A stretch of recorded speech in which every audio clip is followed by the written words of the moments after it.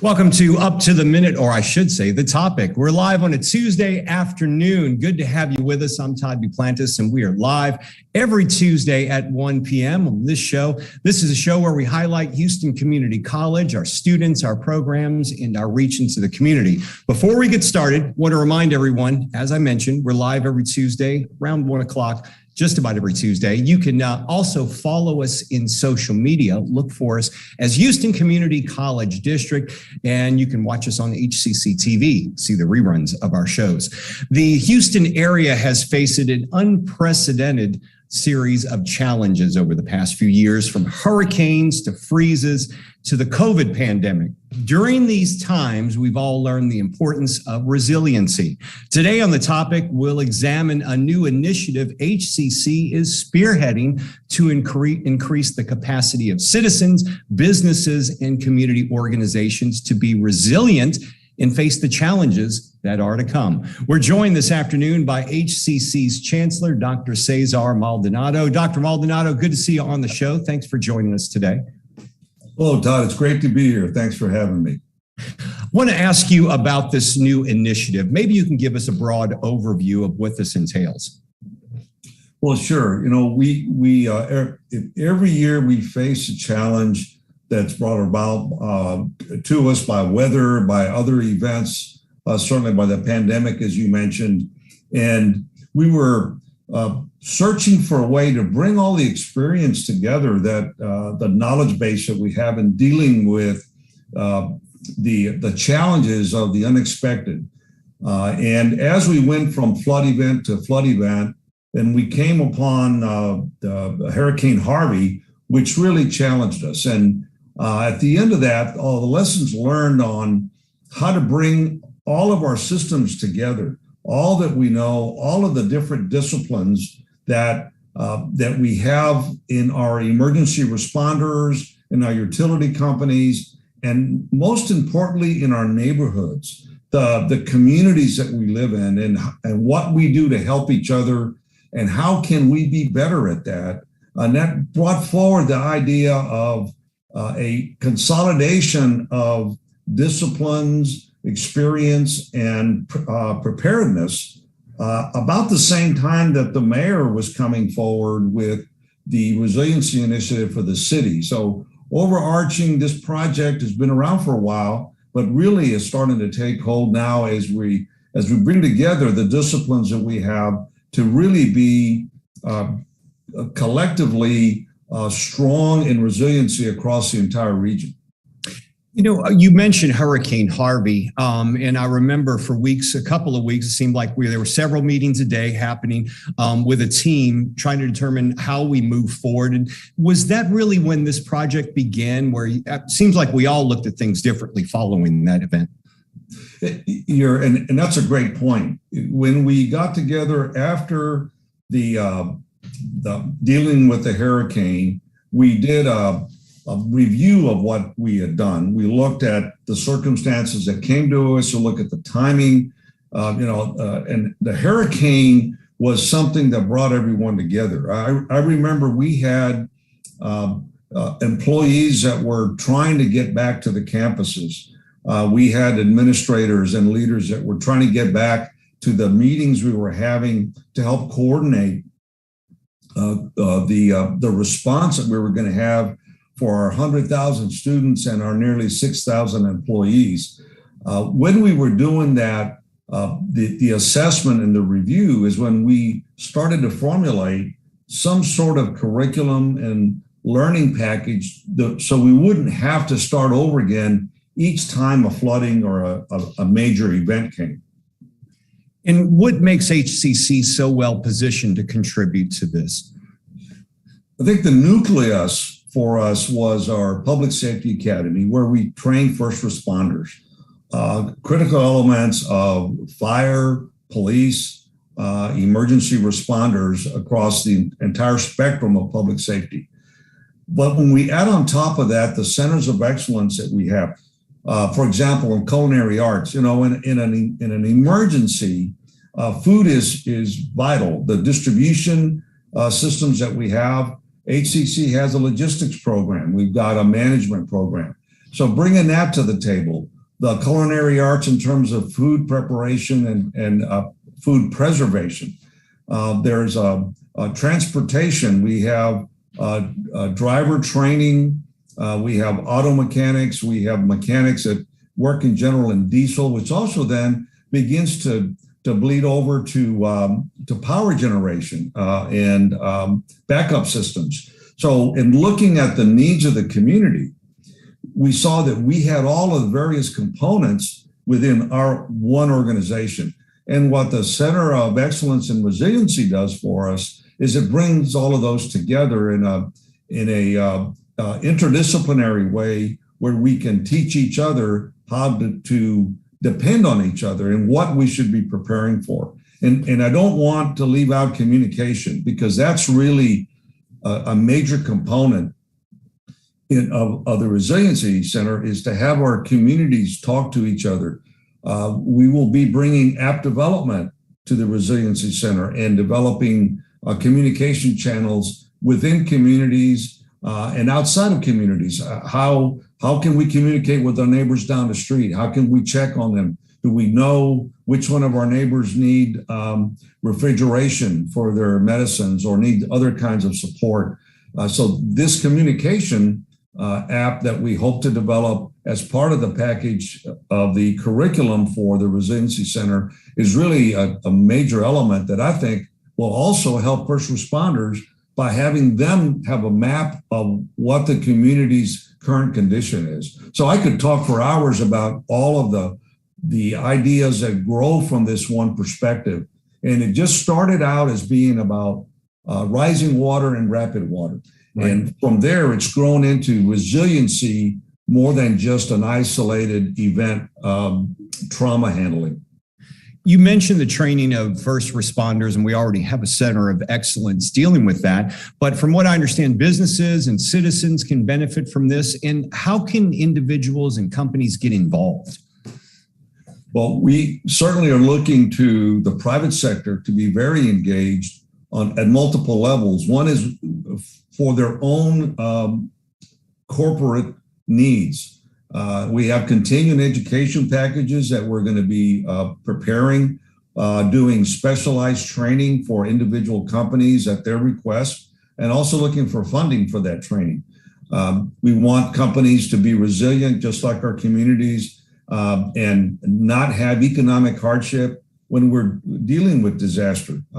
So companies will be able to engage HCC directly to be part of the training that we have on an ongoing basis, and also to be to prepare specialized packages for their businesses to address the concerns that they have in dealing with resiliency. And Dr. Maldonado, one final question. What are you most excited to see in developing? The operational center looks incredible from the renderings, but what are you most excited about? Well, that really is a focal point, because in that center, although we're going to be teaching across the entire district, tabletop exercises, the discipline and practice of communication, and team building. Well, one of the things that's critical is at the center is that it will be the hub of all of the technologies and the programs that we have. So I've mentioned communication as one app. We also are going to be using 21st century technology in rescues. We're going to be implementing the use of drones, of robotics, of the emergency medicine that we've learned from the military campaigns that we've had the last 10 or 15 years. All of that technology, all of that medical support, state-of-the-art training, use of cell phone locators, just a phenomenal combination of humans, of experience, of expertise, and of technology in a way that we haven't seen anywhere else. Dr. Cesar Maldonado, our Chancellor, updating us on the Resiliency Initiative here at HCC. Thank you for joining us, Dr. Maldonado. Thanks for having me. Good afternoon, everyone. Have a good one. All right, we're going to learn more about this when we return. The topic is going to take a quick break. We'll be back in 60 seconds.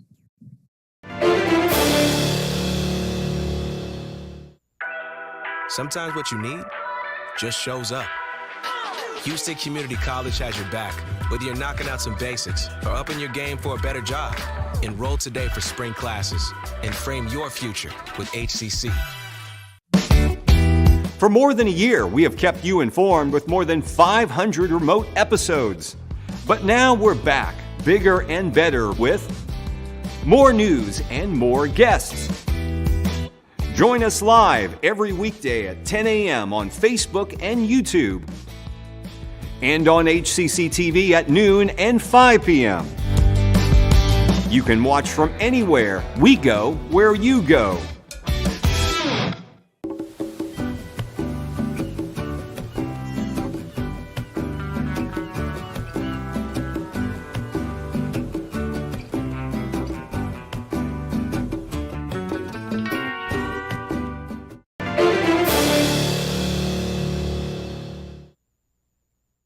Welcome back to The Topic. I'm Todd Duplantis, live on this Tuesday afternoon on Facebook and YouTube. Thanks to all of you joining us. We're live just about every Tuesday at 1 p.m.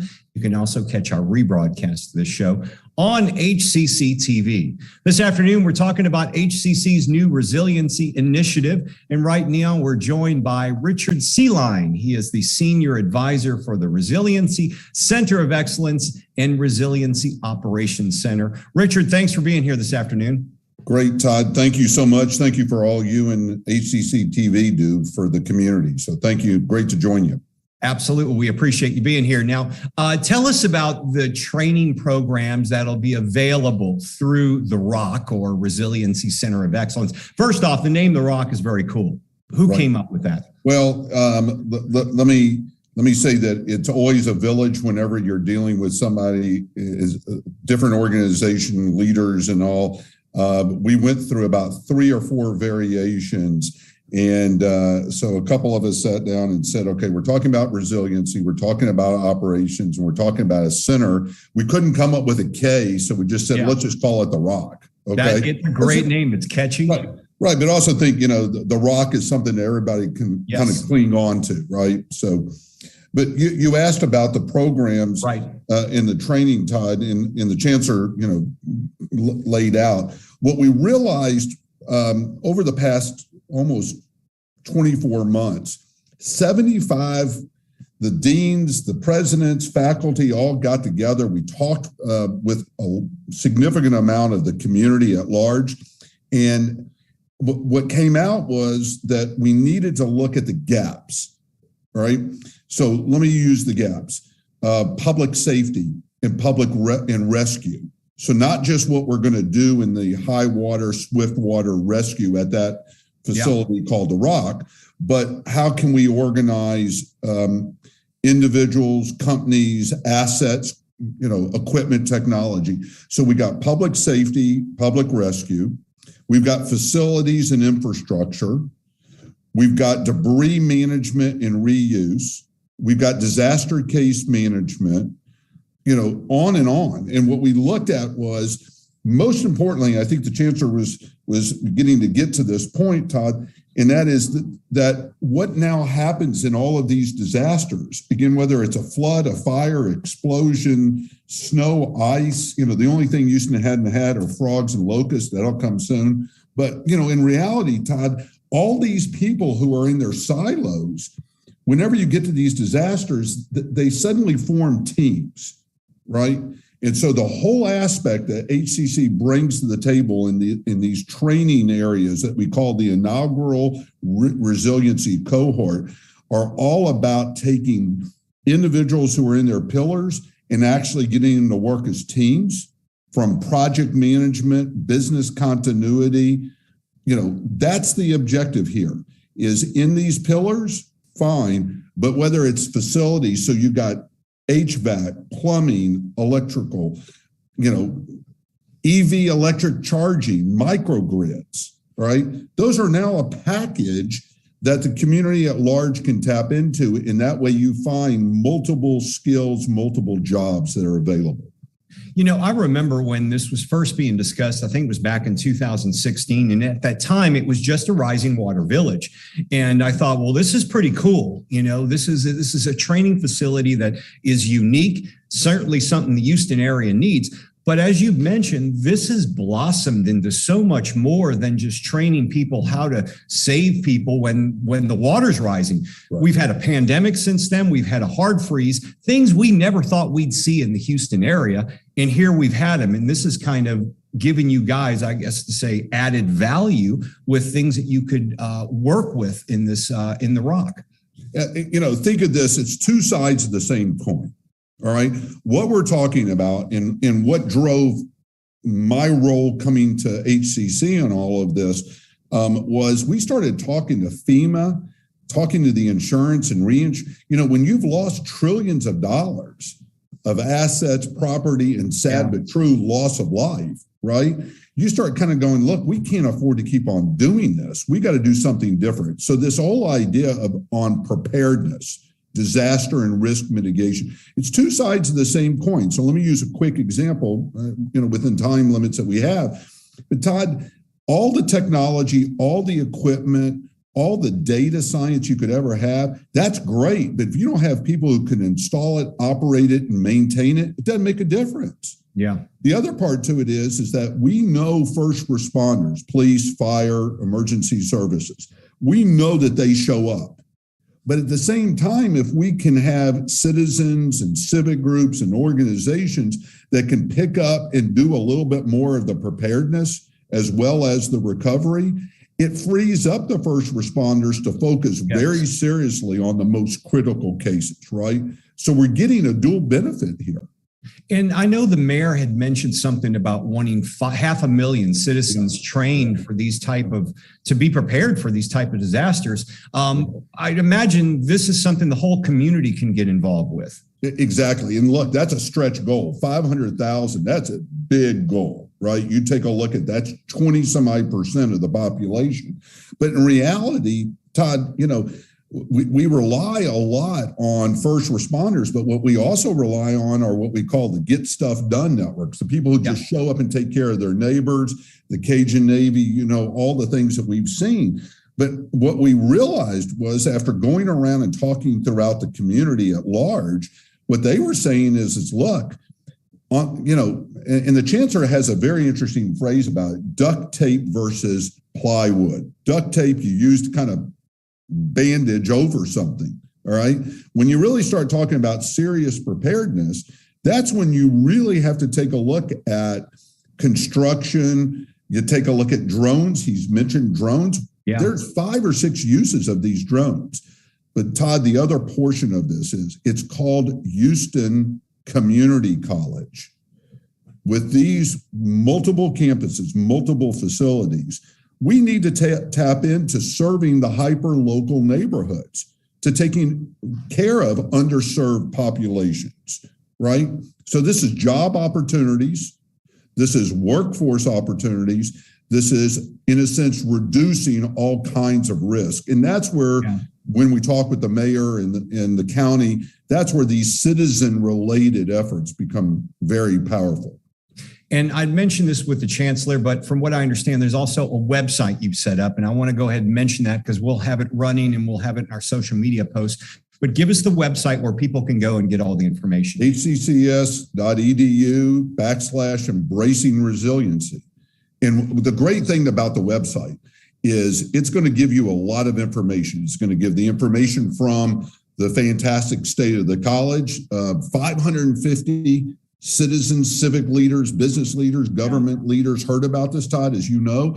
But on that website, a lot of the videos, a lot of the data, but, and this is kind of a nice segue to your third speaker here, is we're beginning the onboarding process. Right. What do you as a citizen, what do you as an organization, a corporate entity, what do you need? What are you looking for? When do you need it? How are we going to deliver it, right?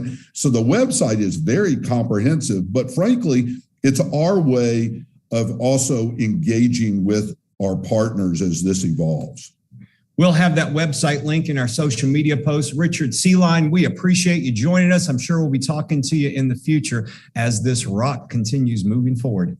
Thank you, Todd. Thank you again for everything that you do. And thank you to HCC for taking a leadership role in doing this. Thanks, Richard. We'll talk to you soon. We are going to take a short break. When we return, we'll learn more how businesses become more resilient. Topic returns in 60 seconds.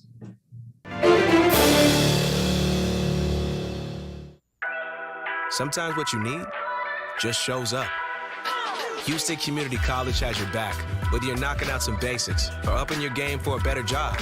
Enroll today for spring classes and frame your future with HCC. When I was your age, I was just like you, fascinated by stars.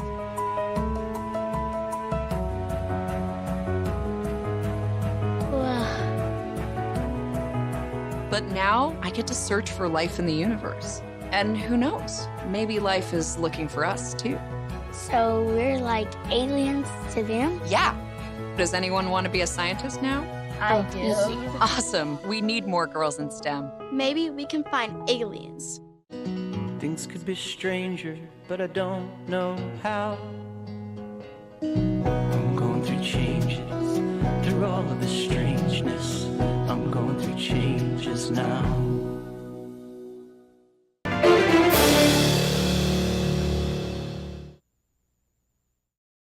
Welcome back to The Topic. We're live this afternoon on Facebook and YouTube. I'm Todd Duplantis, and we're live just about every Tuesday at 1 p.m. Also catch the rebroadcast of our show on HCC TV. This afternoon, we're talking about HCC's new resiliency initiative, and we're joined now by Corporate College Director Jennifer Holmes. Welcome to the show, Jennifer. I know you and I have met before on Up to the Minute, so always good to have you. And I think you were on this show as well recently. Yes. And thank you for having me again. Tell us once again, just real quickly, for people who aren't familiar, like corporate college, what's that all about? We are the contract training arm of the college. We are unique in that we work directly with the business community to develop customized, market-relevant workforce solutions.